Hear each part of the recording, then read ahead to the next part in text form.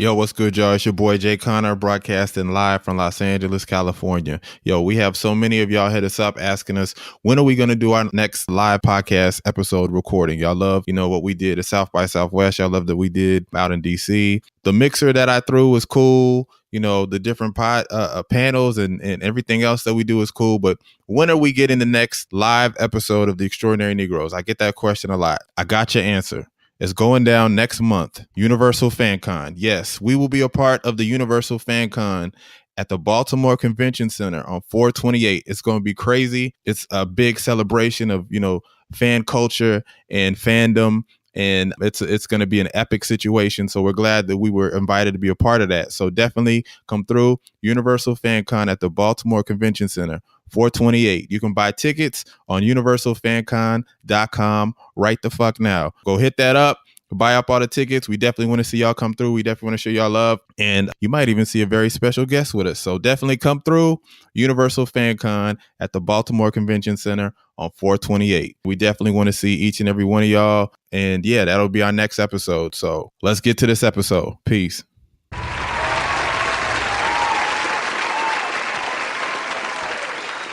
All right.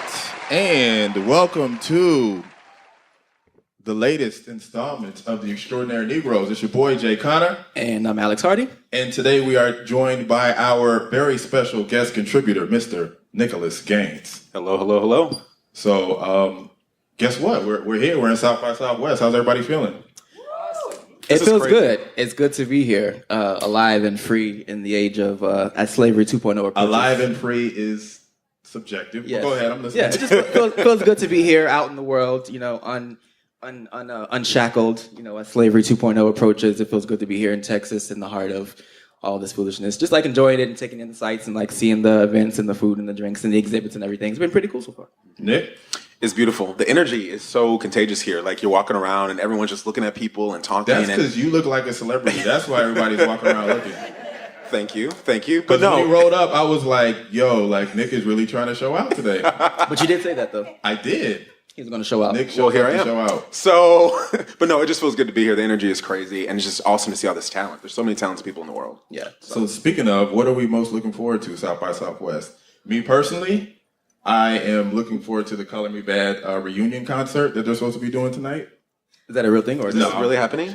Okay. No. Oh, I was like, is this really a thing? Yeah, I thought it was in 2017. Ooh, It happens, hey, though. you never know. Yeah. Sex you up. I'm actually looking forward to finding barbecue. So if anyone has any recommendations on like good barbecue or tacos in particular, please let me know. I got some banging ass tacos earlier. Though, Yeah, I don't have any dietary restrictions. I eat everything: pork, chicken, swine, everything. So throw it at me. And other than that, lots of just meeting like cool people from all over the world. Like being in New York and doing our podcast from different coasts. We don't always get to like interact with like people in our field and our peers and stuff like that. So it's really good to be in a space like this to see other creatives and business people and people from all over the place just like here to make magic happen. So it feels good to be here. That's what I'm looking forward to. What about you? I've been looking forward to this. This is great. This is actually my self-care for the day. So this Hanging is out with us? This is hanging out with us. Getting us together. Actually, this is the first time that we've all been together in the same place. This is true. That's ever. That's very true. And so I think this is dope as hell. Like, we do it through the Skype and stuff like that, but we're all together. So I think it's dope. I would group hug you guys, but I'm not confident enough in my masculinity to do it in public. I mean, So, I think we're here. This is what, Tuesday? This past Saturday, everyone. We were in New York City for a meet and greet for a podcast. It was called Pod Live NYC. And Jay traded the sun and warmth of LA for the frigid temperatures of New York for a couple of days to come through. We had the Queen, what's the talk show called? Tea with Queen and Jay. Correct. Their podcast invited us out and about maybe 10 or 12 other podcasters to be in the same room and meet and greet and talk and connect and drink and chill and talk shit. And so it was pretty cool. It was like about 200 people, I believe, came through there. What'd you think about it? it was dope, man. It was cool to have people that came out that really just supported our brand and supported our movement and supported that, what it is that we're doing, much like today.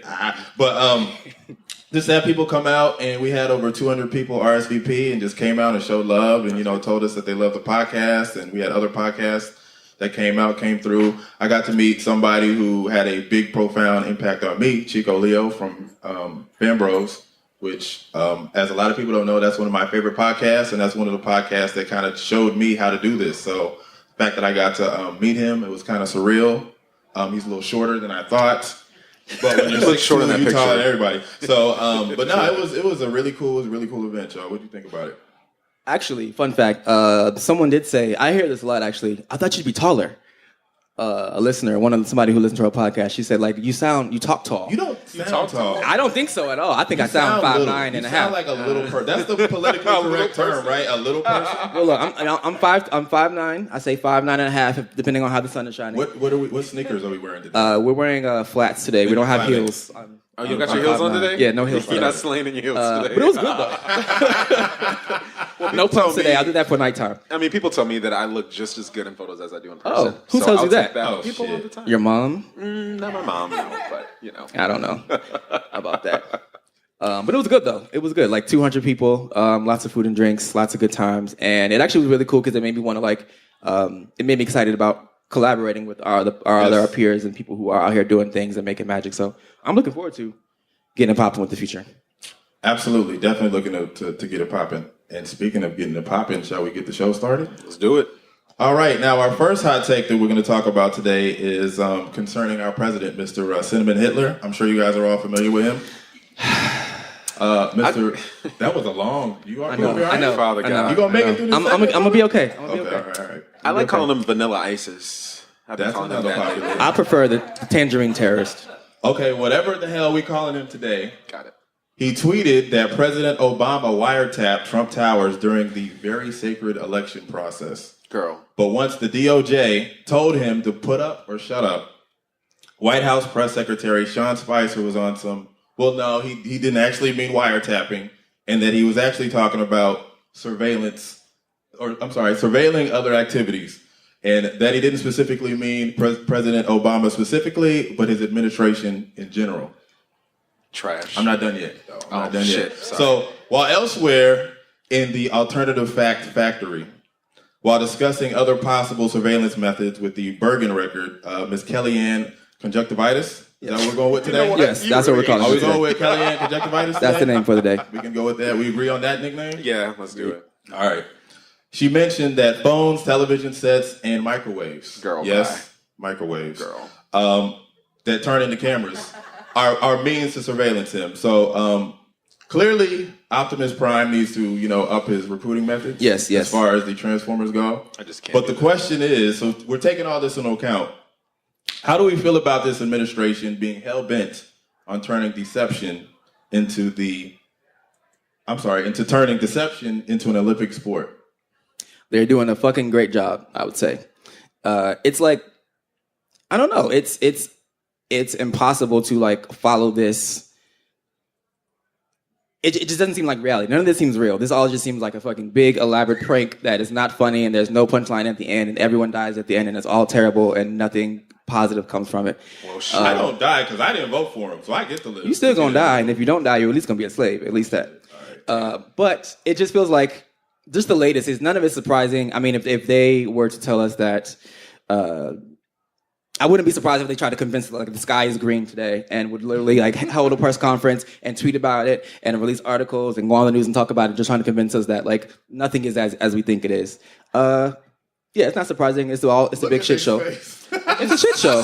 Sorry, that's how I listen. But It's no, a shit I show. just his followers, the people that support him, his enablers, the people who affirm him, Enablers. They don't read facts, books, anything. And so I think those are also the same people that will sit here and try to tell me that something bad happened because it should have happened, or they'll try to the facts are there and they'll say, well, that's not how it is, especially in terms of race. Those are the same people that it's not racist, it's this and this instead. And so I just wish that they would read. I think that people who support him are lacking critical thinking skills and they're lacking nuance, and they continue to not want to face the truth. And I just don't understand why we keep enabling this piece of shit. Why? Why are we doing this? Shit, if I had my choice, that bitch would have been voted off the island a long time ago. But I don't have that option. It's sad because for me, watching this all happen was okay, this is the Hunger Games. You know what I mean? This isn't really real. And that we keep going day by day, and it seems that this type of lying behavior and not being able to hold the press accountable, hold him and his administration accountable, this is real and we're normalizing this type of behavior. And so I think that there's really nothing that they won't do. Like nothing is beyond their control in terms of what they won't try to propagate. So I don't know. Agreed. I'm just amazed that this is like even like reality. Like I'm just like really seriously just like bugging out that this is like par for the course. Like we really have like 4 more years of this shit. I can't. And I know everybody's keeping up hope and being optimistic and being like in 2018 we can flip Congress and all this other shit. That's a long fucking time from now, dog. We still got a lot of stuff that we got to deal with from now to then. And even then, we still got him in office. So. And to think that, like, with him in office, him coming into office was like the ushering in of just people's rights being taken away that don't identify basically as cis hetero white men. So, like, trans people, people of color, immigrants, Muslims, women, all this stuff, like, all these people's rights are being taken away. And it seems that, like, we're out here marching and fighting about it, but his people keep trying to tell us, like, this is normal. Like, this shit is not normal. And the normalization actually happened much quicker than I anticipated. I knew they weren't going to be, marching and picketing every day for 4 years at the White House. But, like, people, turning course and, maybe we should need to give him a chance. We need to reach out. We need to not be against him. We need to be supportive. Like, that all happened much sooner than anticipated. And I feel like they're trying to exhaust us. Like, we spend so much energy just reacting to, like, the day-to-day fuckery. This lie, that lie. This person saying this, Sean Spicer saying this, Kellyanne conjunctivitis doing whatever the fuck. And we spend so much energy wrapped up in that it's hard to, like, focus on and pay attention to. Or you're by the time you are done processing and dealing with all the fuckery, like the laws and the things that are happening quietly and the bills that are getting passed on the weekends and at night and things like that. Like, it's going to be a long 4 years. It's going to be a long 4 years. It's going to be a long 4 years. The thing that kills me, though, too, is that people keep, like you guys are saying, like, we're supposed to keep giving them a chance, but it's like if somebody walk up and just, like, bitch slap you, like, every day, right? You just holding out hope for that one time he's going to walk up to you and throw you a head nod? Is that what we're waiting for? Are we waiting for the hope is that it just hurts less, like, over time. Or that you become so numb to it that you don't react anymore. And I think that's what they're going for. that's what it is. That's what they're going for. That you won't realize that you're being bitch slapped daily for 4 years.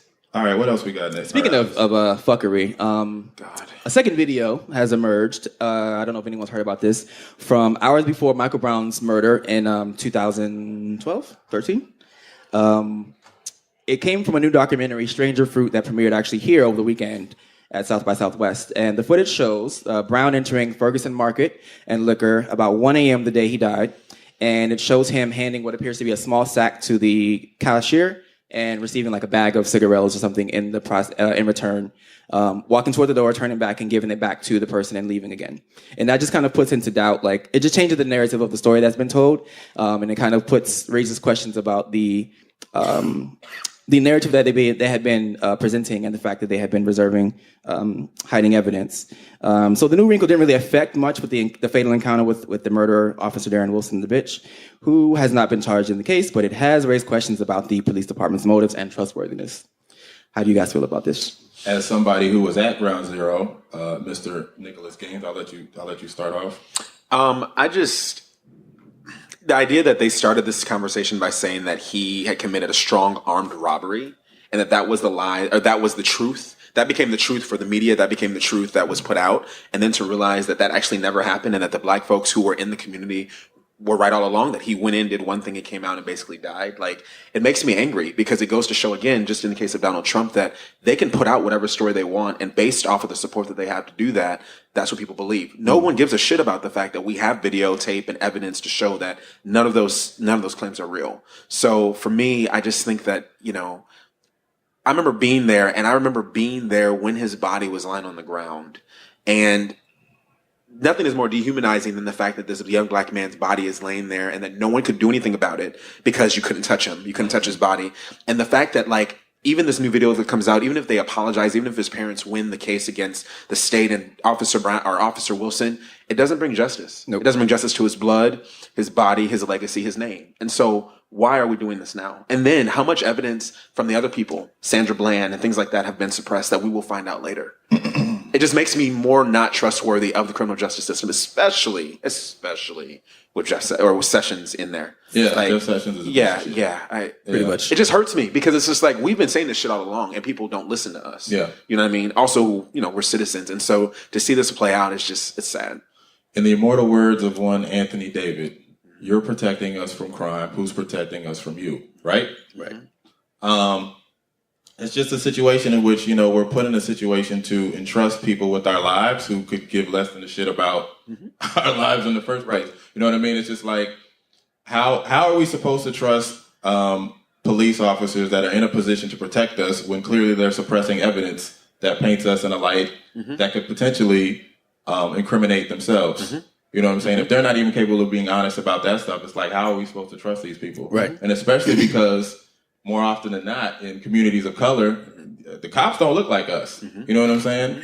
When's the last time you went into a white neighborhood and saw black cops? That shit don't happen. You know what I'm saying? Right. So it's all a byproduct of the system. You know what I mean? And it's just I'm not surprised. And I mean, we knew this from the jump. Right. And even if it was proven that he did in fact do this, what the hell has that got to do with him being killed? Right. Yeah, Completely unrelated. Even if he did, if he held up the store, he didn't deserve to die. That price that had to be paid should not have been his life. And the fact that we, as people of color, were told that that's what it had to be, just goes to show the normalization of this police brutality, the normalization of this fake news, and how the systems that are really here to protect and serve us are working against us, that we also pay for. This is true. Yeah, and it really like makes you wonder, given these, this new development and all the new developments that happened over the course of the last few years, like what else is out there hidden? Like what else don't we know about? And it really shows the importance of, thank God we have this footage and, cameras and people on the scene with their cell phones and, putting themselves at risk to document this shit. Because like if there weren't any other voices or any other alternative narratives out there, like the narrative that they set forth, that would be the end of it. That would be the truth, and there'd be never be any other ways around that. Yeah, and I think specifically in instances like Sandra Bland and Freddie Gray, this is important. I mean, their murders have occurring under such dubious circumstances. You know what I'm saying? Yeah. Fuck shit. It is. It's horrible. But continuing on, we just want to take a moment to plug our Patreon page. We have commitments and costs. We can knock out the commitments, but the cost we could use some help with. So you can slide over to patreon.com/The Extraordinary Negroes and make a generous donation to help us keep things moving. And moving right along, we're going to get into traditionally we have a guest and we do an interview with that guest, but we're going to flip it around a little bit, and instead we're going to discuss our experiences as people of color within the podcast paradigm. So I'm going to let Nick kick this question off. So considering we're going to be talking about Black podcasters in this digital space, and kind of keeping that in mind, what are some challenges that you feel like you faced as podcasters of color in this digital space? You want to go first? As far as challenges that we face as podcasters of colors, I think that we are. I mean, there's a lot going on with that.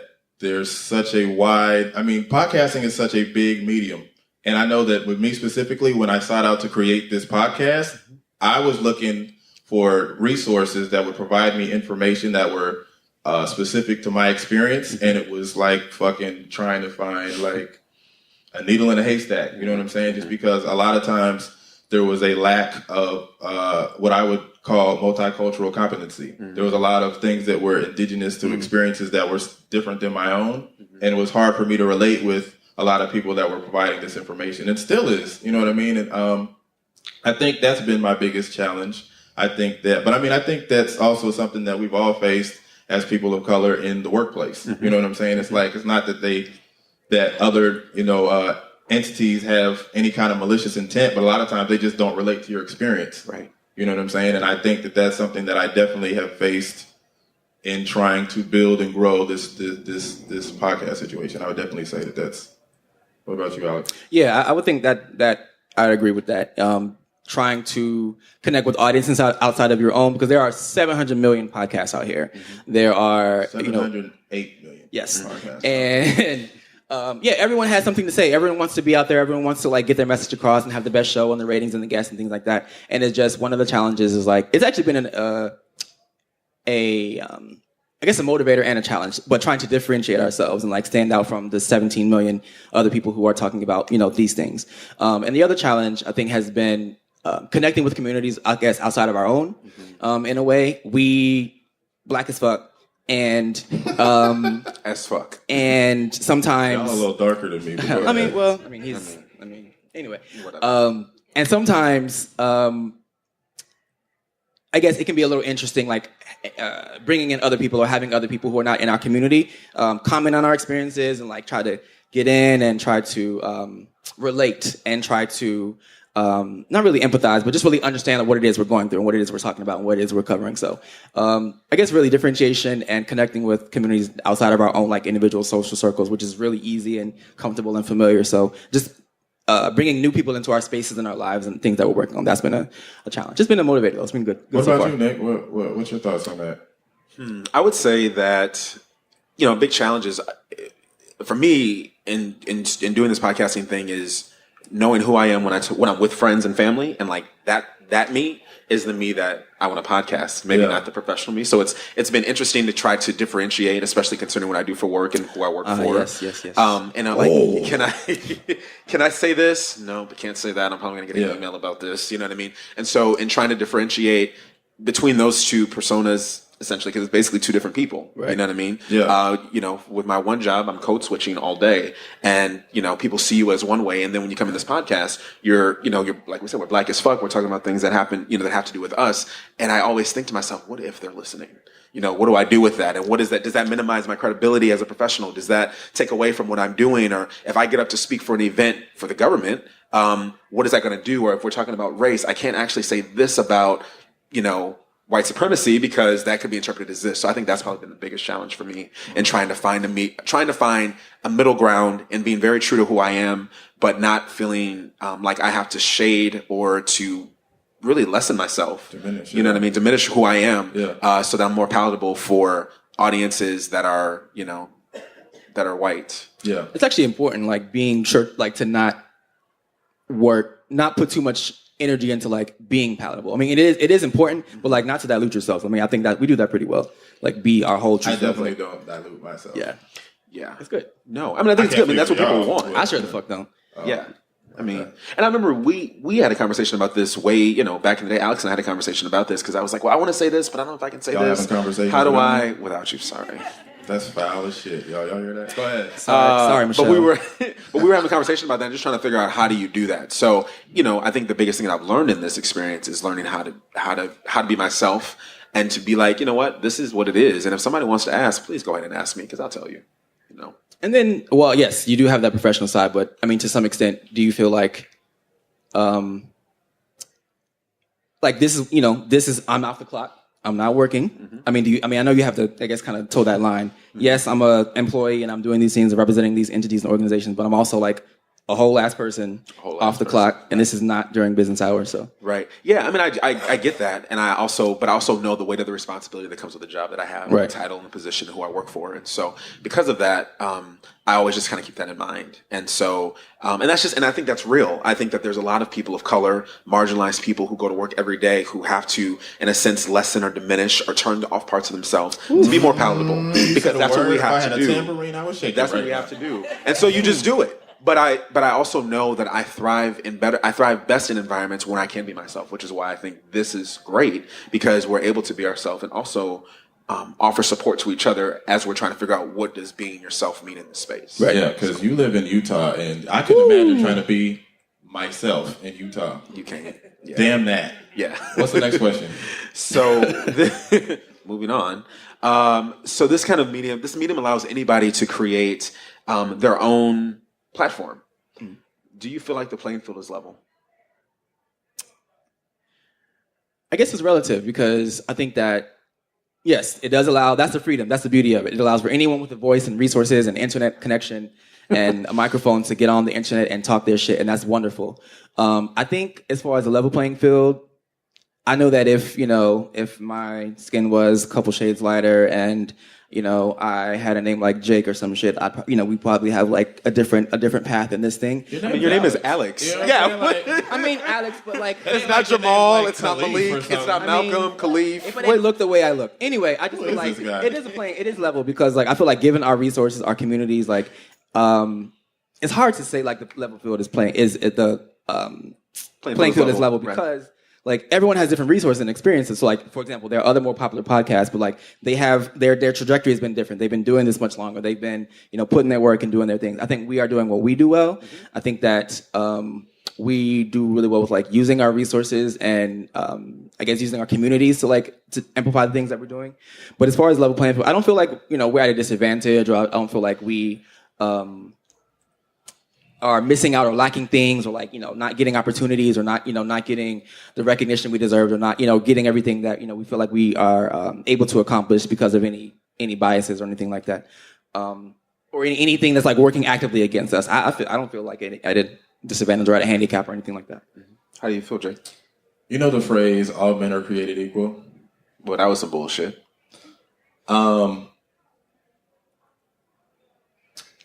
How exactly are we all equal if we're not all created under the same circumstances, right? Mm-hmm. If we come from different circumstances, are we in fact created equal? Mm-hmm. I would think not. Of course right. not. Of course not. So how that parlays in our situation, I would definitely say that we are more of a anomaly than anything else, mm-hmm. right? Our podcast started last summer. We started in June. 8 months later, we're on a South by Southwest stage. It's crazy. This does not happen. Mm-hmm. You know what I'm saying? And I think that's more of a testament to our connections, our grind, our ability to be bigger, better, faster, stronger. Mm-hmm. And I think how that correlates into your question is that a lot of times you don't have to be bigger, faster, stronger, bigger, faster, stronger to get to this stage. You really don't. And we just so happen to be put in this situation because of our hard work, because of our diligent effort. Mm-hmm. I've never felt like we had any kind of major handicap, but I think that's a byproduct of just being a black man in America and feeling like I had to go hard or go home. Mm-hmm. Like I didn't have a backup plan as far as like, if this fails, okay, well, something else is gonna, like, I went into this with an irrational confidence knowing that this would be successful mm-hmm. from day one. Right. From the time we had Panama and Damon as our debut episode. Mm-hmm. That also doesn't happen. Right. A lot of people don't have, I'm not stupid. I know that Alex and I, through our creative and our career pursuits as writers, have certain relationships that a lot of people do not have. Right. But yeah, just all that to say, I think I'm rambling at this point. All that no, to you're say answering the question. That, we've had to be bigger, faster, stronger than everybody, even within our own space. Mm-hmm. You know what I mean? Like we're just going balls out right now, mm-hmm. and I feel as though if our skin was a little lighter, mm-hmm. it's a possibility that we wouldn't have to go as hard. Right. That is a good point. Well, I think to your point, though, that... Thank you. I appreciate that, brother. But welcome, I think Michelle. to your point that you have to have this, I think in terms of people of color, any marginalized people setting out to do anything, you have to walk into the room saying that I'm going to win. I'm going to kill this. I have to. Like, you have to have that mindset, or otherwise you're going to win. You're going to lose. Like, you're going to defeat yourself. So I definitely can see that. Yeah, and I think it's also a byproduct of, as being a writer, stepping into a writer's room and oftentimes being like the only person of color in there. You think not only of the people that busted their ass to put you where you're at, but the people coming behind you. Yes. You know what I'm saying? And it's a matter of like, I got to make sure that I go hard so that it makes it easier for the next person behind me. And going to our meet and greet in New York, there was literally people in that building looking at us like, y'all got this. Mm-hmm. We're riding on our success is dependent upon you guys. Like literally, They're looking at us like that. Mm-hmm. And so it's things like that got to keep you motivated and just make shit happen. Mm-hmm. And you just don't want to put out a shitty product and be like shitty out in really public. Don't. I really don't want to. Our name is on this. My mom is listening. My grandma is listening. Sometimes they don't really like when I curse, but like you just can't be shitty. You can't put a pretty and then you crappy start product. cussing again. Yeah, like, fuck it. She's not listening. She's not in this bitch. Fuck that shit. So, but shout out to mom. But you just have to like it's good like the playing field. Yes, it's a motivator. Like using that. Knowing that people either don't expect you to like succeed, at the way you want to succeed, or people have lower expectations of you, or people like just, I don't know, they just can't imagine like what it is you're capable of. Like I like being able to prove people wrong and being able to outdo myself and like take a step forward for the do it for the culture. Yeah, for the culture. Really. Do it for the culture. Yeah, it's beautiful. How do you feel like you achieve authentic self expression, especially in environments where multicultural acceptance is uncommon? How are you your real self? Alex? Well, Alex, who's discriminated against because of his name? Yes. I get you don't have no idea how his many mama named him resumes. Alex. How many resumes get rejected because my name is Alex? Alexander to be was gonna say, you actually. gotta use His name is Alexander. Like it doesn't get any more than Alexander Christopher. God, Shit, you should get every job with a name you should like that. you should be pulling them all. I think that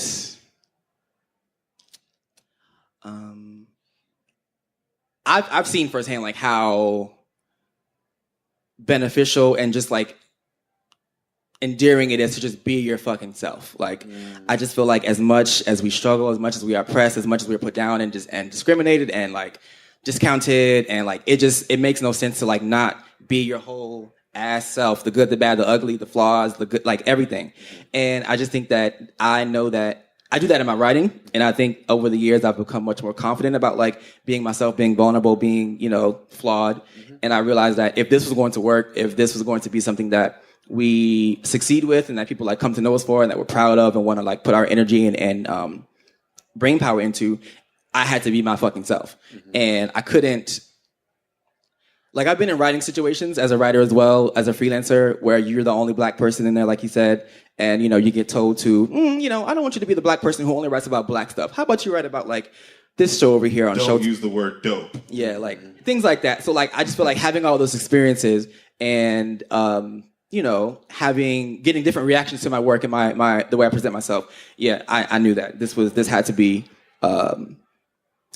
completely transparent. I just feel like it's better that way. You are more endeared to your readers and listeners. People feel like they know you. They get like a more authentic presentation of yourself. I just feel like there is no other option than to be authentically me, ugly, great, terrible, wonderful, everything.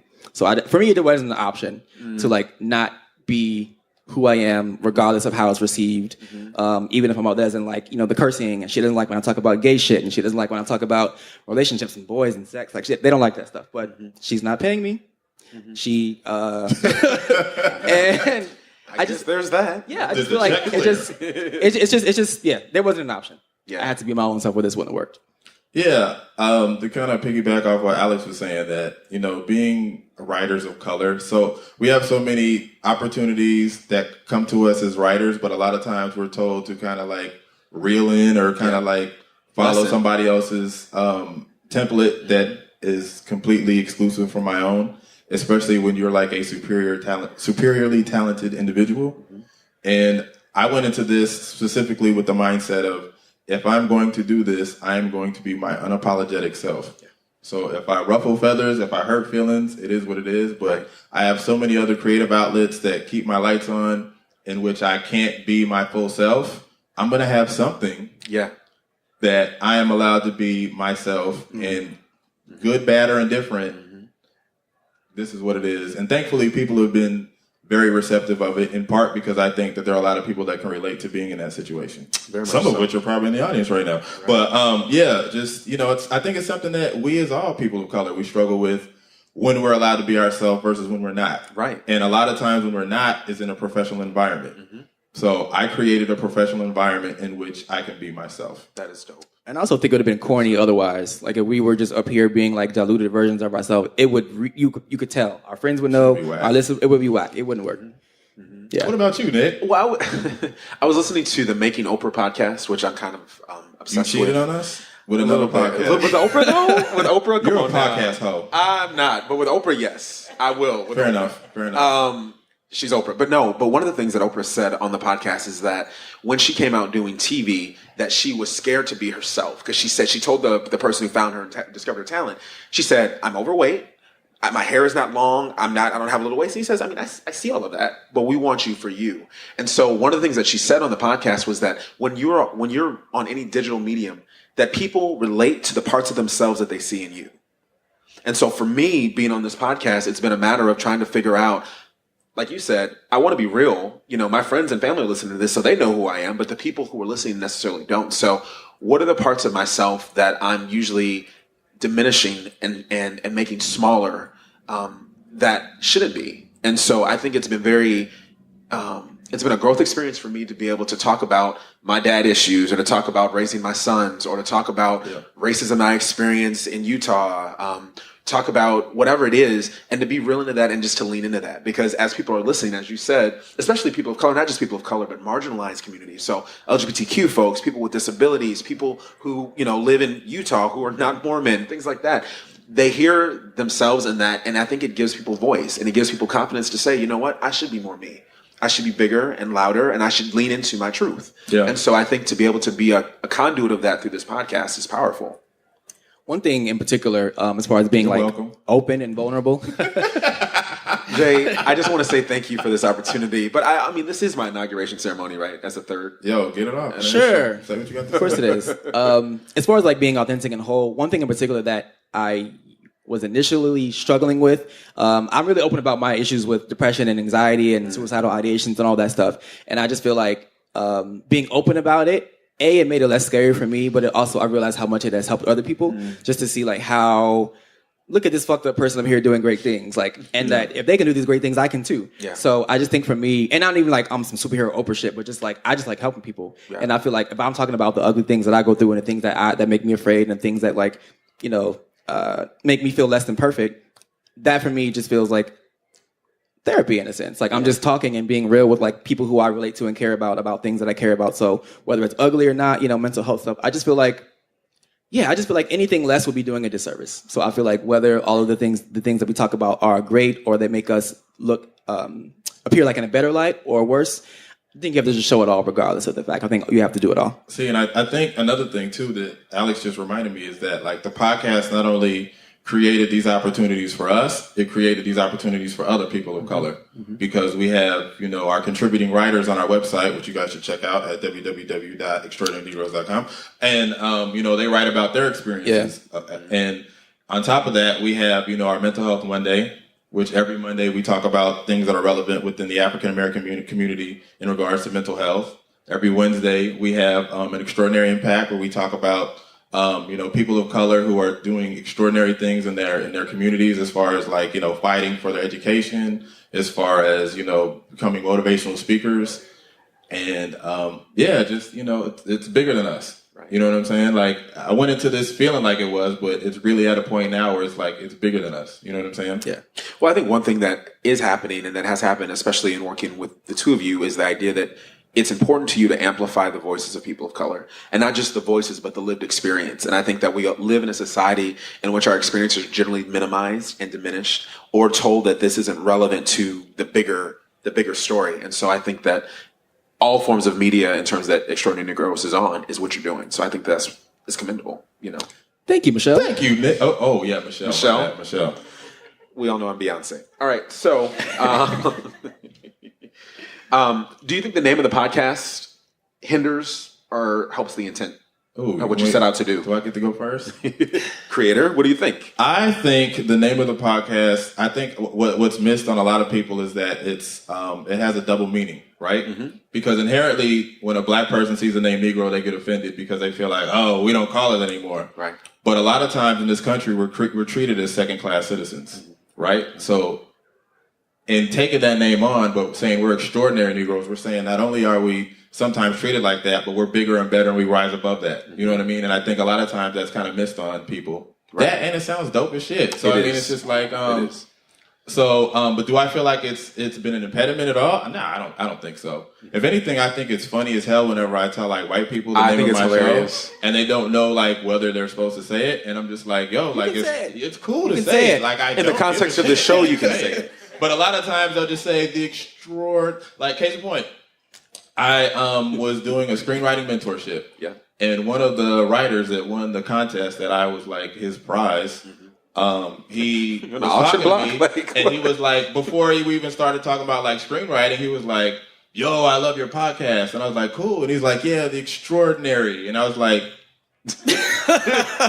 the extraordinary what? So no, I just right. To me, I think it's funny, but I mean, at the same time, though, it does have an actual meaning behind it. Yeah, you know what I'm saying? Yeah, Alex. Yeah, I agree. It definitely has that meaning, and I think it calls attention as well. It's something that you won't see that often. I also think that it is a good descriptor. It tells you what to expect. These are not lackluster, remedial These are not Negroes. normal Negroes. These are We're extraordinary. extraordinary Negroes. Tremendous Negroes Yeah. just doesn't have the criteria. Yeah, No, it doesn't. fantastic. No, it It's just doesn't. not the same. No. I just that and I know that it can. Like I have heard a reader say that they were they were a little hesitant to share it in broadcast. And I'm listening to the Extraordinary Negroes, like amongst their like friends and stuff, just because of that same awkwardness of like, is this okay to say? Is this not okay to say? By that shit. Fuck it. But I think that it reaches who it's supposed to reach. I think whether the name aside, if you are open-minded and like down to hear a good message and down to like listen to whatever people have to say, in this realm and within this context, then the name shouldn't like turn you away, or the name shouldn't turn you off. Now, if we were like the Extraordinary Niggas or something, that's different. But Negroes is We're those two. Do you see how quiet this room got? Everybody was like, I just think that he said the N-word. It's I mean it's catchy. It's not cheeky because I hate that word, but like it stands out. Yeah, it stands out. Well, I also think that, at the beginning of the podcast, we talked about being black as fuck. You know what I mean? And I think that's what that name is. I think that it kind of creates this resurgence of people feeling like I am one of them. You know what I mean? I'm extraordinary. And I think it kind of creates a sense of pride, in terms of using this term that people use against you and use it to empower yourself. So right. I think it's dope. I agree. Yeah, definitely taking the sting out of it, or taking any like the offensive nature out of it, definitely gives it power too. So speaking of Extraordinary Negroes, should we get on to the Extraordinary Negro of the Week? For sure. So every week we pick someone, the Extraordinary Negro of the Week, who we think is a black person or a person of color here doing amazing things, great work, great talent, maybe done something notable or terrible, that we just feel like we need to give some attention to. So, Jay. My Extraordinary Negro of the Week is actually my cousin, Eric Johnson. Whoa, damn. Wow. He's your cousin and you don't know his name? Eric Jordan. Edit that out. Because there's a story behind this, because we hadn't seen each other in like 20 years. Our parents had some beef, and basically we hadn't seen each other for 20 years. So at our Pod and Live NYC event, he showed up. And he rode up. He was like, "What's good?" And I was like, "What's up?" And he was like, "You know who I am?" And I was like, "We're Facebook friends." Yes. You know what I'm saying? So we got to catch up. We got to connect.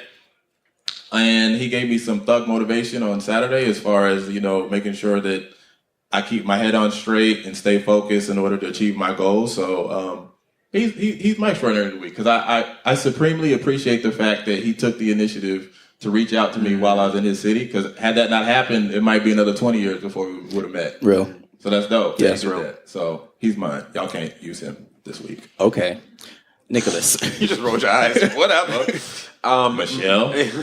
I'm not Michelle. I keep telling y'all this.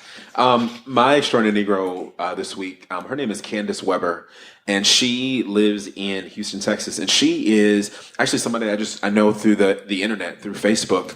But I've gotten to know more about her and what she does. But what's been interesting is she's this black woman who is running around here really making sure that the politicians in Houston, Texas, are holding their local leaders accountable. And I saw this video the other day, and she snatched all of the wigs. Like, she didn't snatched no them edges? all. I She mean, snatched edges, them all. my bad. No She edges. snatched the wigs, the edges. She scalped them. She did. She Great. got up. It was amazing to see this black woman walk up in front of a group of people and say, "This is what the Affordable Health Care Act means for me, and this is why, by saying that we're not going to have this is what it means for women, and this is what it means for reproductive rights." And she got up there, and I love the boldness that she embodied, and I love seeing that this black woman didn't give a shit about who was watching her, but all that mattered to her was that she used her platform and spoke. And so looking at somebody like her, I think it just empowers me to always look around in the levels of influence that I have and always speak truth to power. And, I've been following her for the past few months on Facebook, and that's all she's been doing. She showed up at Ted Cruz's office. What's her name? Candace Weber? Her name is Candace Weber. Yeah, I'm about to follow her Listen, right now. she is the truth. But listen, she showed up to Ted Cruz's office last month, and they tried to tell them to leave, and she had her foot down like, "You're not going to tell me what we're going to do. What you need to do is do what we told you to do." And she had 70 people behind her. So, Candace Weber, you are a beautiful spirit, a beautiful soul, a black queen. And if y'all are listening, I would suggest that you follow her, because that's the type of people that we need to be politicians in this world. People who care about the people. Candace, you're going to be like, who are all these folks adding me on Facebook? It's K-A-N. K-A-N. Yes. She's not getting any jobs. I-C-E. What you say? K-A-N-D-I-C-E. Yes. Weber is W-E-B-B-E-R. can't with you today. But just watching her story, and she's dope. So she's my extraordinary Negro. I salute you, woman. Well, you said Webber. Weber. You are, you know what? WEBB. I don't see her, but we'll talk about this. Anyway, my extraordinary Negro of the week is a person who recently put out something that caused a great deal of conversation, some awkwardness, some anger, some frustration. So my extraordinary half Negro of the week is Jordan Peele, the creator Half of Negro, though? Get Out. Yeah, Oh, he's biracial. He's biracial. You're right. Half Okay. Negro. Get Out. Because the one drop rule doesn't apply here, Right. apparently. It Whatever. does. Get Out was like first of all, Listen. Key and Peele, meh. I need to check you for lobotomy scars. Go ahead, though. Key and Peele is meh. I might not be the audience for that. But Get Out though, That shit was real. he made a movie that tapped into and like kind of addressed like all the hidden racial horrors that like a lot of people have dealing with either interracial relationships or just like being black in a white world in general. And I think he really did a good job at like articulating like the particular fears and like, being pulled over by a cop, being asked for your ID, going to meet your in-laws, whether black, white, gay, straight, whatever. That's the fear that everyone has. And just like all of like the primal fears and like the way that he was able to create the awkwardness and show like the obnoxious liberal, like I would have voted for Obama a third time if I could. Like all those obnoxious things that people do to be down and like to be cool and hip and all that stuff. I can't touch your hair, Alex? No, you can't. And it was good. I saw it in a movie theater with a group of friends of mine, my friend and my black friend Naomi and her white husband. And it was great because just like, first of all, I saw it in, I didn't see it in Magic Johnson Theater, but I did see it in a theater where there were cheering and ridiculously like loud and proud Because church. black folks. I mean, just like, I'm not going to spoil the movie. Because church?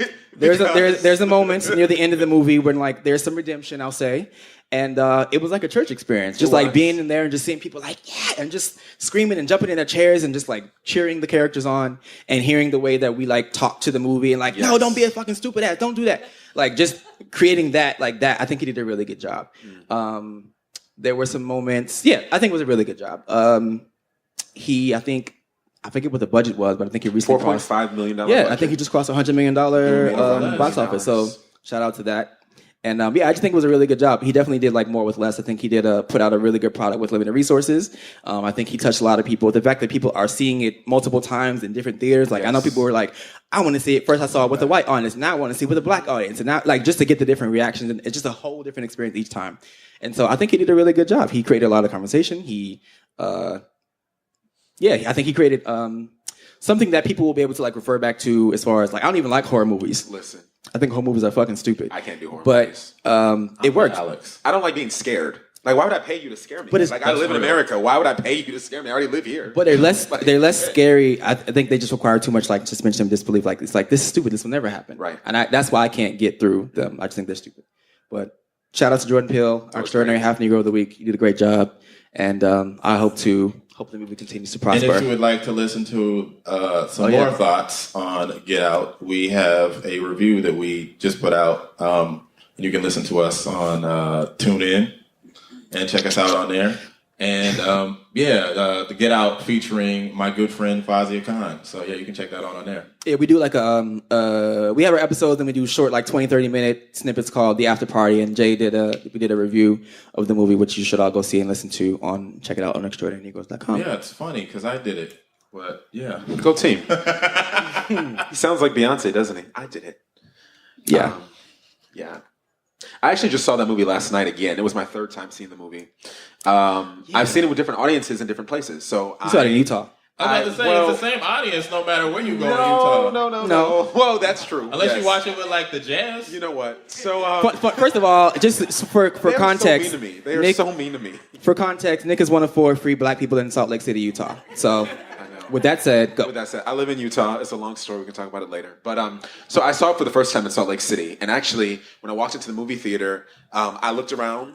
And I was like, I need to find a brown person to sit by because we need us in this movie. I found some Polynesian, Hawaiian folks, and I said, look, we family, and we was family. We were cackling together, and it was great. I saw it again earlier this week in Atlanta, and that was like church. The whole auditorium was sold out, I and that shit was lit. Did it smell like chicken? It did actually, because the girl next to me has some Popeyes. Chicken in progress. Yes, chicken progress and I success. definitely took Popeyes to the movies with me. Did you? I did. Did you get a biscuit? Book bag. Yeah, he was like, "Let me see your bag." So you for real took Popeyes? I went to Popeyes. I got a combo with a soda. I had a soda in my coat. We said black I as feel fuck. bad about sneaking in like Skittles. Y'all Fuck sneaking in like that. chicken? Reparations. Well, listen. Reparations. And then I just saw it again last night in Dallas, and I saw it with mom and grandma, and like they were screaming glory. Like the end of the movie, they was like, get him, hallelujah! You know, it was a lot. But we sat and talked about it probably for an hour after, and I just love reading the think pieces, and then also just talking to people about like what that experience was for them and what different things meant to them. But I saw the movie, and and actually on my Facebook, this girl said, I just saw Get Out, and like I was totally shook by the movie. I just don't understand why people are so hateful. And I was like, here I go. I gotta explain this shit to you. Emotional labor 101. I was like, so emotional labor, intellectual labor. So I was like, hopefully the movie helps people to understand they're complicit in active racism. And, hopefully it helps people, to realize that like you can be nice to me. You can bake me a pie. You can invite me to your house. We can even be family. But niceness is not anti-racism. And so, maybe hopefully that's what people get in the movie. And you know what she said to me? You know what she said? She's like, yeah, it just made me want to go in March. And vote for Obama a third time. And I was like, even in watching a 2-hour movie about racism and like looking at like microaggressions and looking at like how white liberals kind of, make this something that like, they just don't see the nuances of how many layers there is. You wrote on my Facebook, like, yeah, I want to go march. Like, march for what? Like, maybe what you should do is go talk to your racist family. That's where you can start. That too. Just saying. But that's never easy. But racism isn't either. Like, being a victim of that is not easy. Well, I'm just saying. it happens. So yeah, that's pretty much it. That's what we got for y'all today. If you all would like to hear or read or whatever more about the Extraordinary Negroes, where can they find us, Jay? They can find me specifically because you are optional. Because Beyonce. They can find me on Facebook. My name is Jay Connor. That's O-R, no E-R. You can find, that's where I'm usually at. You can find me on Twitter annually at Death to Adverbs. I'm on Instagram, Death to Adverbs. And you can find the Extraordinary Negroes at the Extraordinary Negroes on Facebook. You can find the Extraordinary Negroes on Instagram and Twitter as the Extra Negroes. And that's where we're at. We have about 25,000 followers now. So far. Social media. Mm-hmm. So we're growing and blossoming and doing well. And Nick? Where can we find you? Because we don't need Alex. We're now a group? Where can we find you online? Okay. All right. I don't like this feeling, and I feel like we should group process this. No. Should we do that? No. Where's my teacup so I can stir the spoon? Oh. So you can find me, my blog is nicholasgaines.com.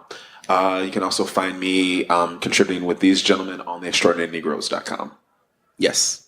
And, fuck what he says, I can be found at Colored Boy on Instagram, COLORED. And also at Alex Gotta Eat because I'm a huge foodie and food is my You're life. a fat bitch. And all of my food things are there, calories and all that great shit. Do you Alex count Gotta calories? Eat. Why? Who believes Say calories? I'm just saying. All of my food victories are there on Alex Gotta Eat. Also on Twitter at Chris Alexander _ and at thecoloredboy.com and also on theextraordinarynegroes.com, as he mentioned, where we also have not just us, but as we mentioned before, we have contributors, so writers, poets, moms, people with a bunch of different experiences and writing styles and perspectives. We allow people to, have a space to share what they are putting out in the world. So writers, essays, articles, all types of stuff are there too. And we'll be developing other content in the near future. Follow us on Facebook and cross social media. Tell a friend or 50. You are so pretty. Each and every one of you is so pretty. No, thank you all for coming out, though. Seriously. Yeah. This is dope. This is a great opportunity. Thank you. Yes, and we are finished. Peace. Have a good evening. Thank you.